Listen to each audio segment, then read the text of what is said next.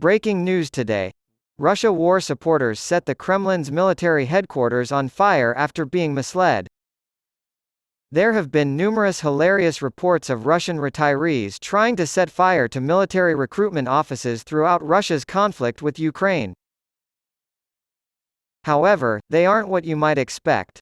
Some have mistaken a recent string of bizarre assassins for courageous protests against the war, but in reality, they are all part of a widespread scheme in which con artists convince the elderly they are on a secret mission to aid the war effort. Media Zona, a local independent news organization, released a report on Thursday detailing at least 16 such arson attacks.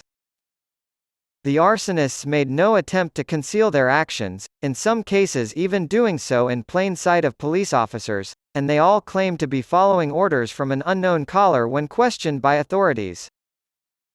The vast majority of those who have attempted arson on the elderly have failed. A 73-year-old woman from the Sverdlovsk region attempted to burn down the military recruitment office in Pervoralska on 2 separate occasions earlier this month before she was apprehended. A secret operation by the security services against terrorists, as she told investigators, was underway, Shot reported. She claims that a man who called himself Investigator Lebedev told her she had to complete the mission in order to scare the terrorists who had infiltrated the military office. Last August, a 65-year-old Muscovite lit fire to the car of a defense official while shouting, "Glory to our wonderful Ukraine." This was the first known incident of this plot. A caller told her she had to do it to help Russian soldiers, she told investigators after her arrest. In October of 2017, a 71-year-old woman started a fire at a bank in St. Petersburg during business hours, and she was so sure that her actions had been approved by supernatural forces that she didn't even try to escape when police arrived. The objective has been met. She told someone on the phone, "Now get me out of here," as she was being taken into custody. Olga, a 67-year-old woman from Nizhny Tagil, presented a local military recruitment office with 2 Molotov cocktails in the month of March. She was caught by a patrol officer just as she was about to light the first one, and she was seen on camera taking a call from the man who had set her up while she was in police custody. She begged him to tell the cops why she had to complete her mission, but he told her the cops arresting her were fake.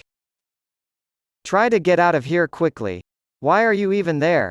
the man asked. "Have they released you, or are you still being held?" "No, they have me in custody. We're right there on the sidewalk where they detained me." "Do you still have anything to use as a boundary marker? Is there still wine in the fridge? Do you happen to be holding a lighter?" "No," Olga said dejectedly. Although the police in Olga's case reportedly focused on the con artist rather than the elderly victim, others who fell for the arson scheme have been charged with terrorism. One such person is a 59-year-old woman in Kemerovo who, in October, was told by a law enforcement official to smoke out the criminals inside a military office by throwing a Molotov cocktail through the windows. The scheme has also fooled some younger Russians. A 22-year-old student from March attempted to burn down an ATM after receiving a call from an investigator who claimed the machine was being used to transfer funds to terrorists from Ukraine. The Russian Federal Security Service, FSB, has speculated that the fraudsters are based in Ukraine.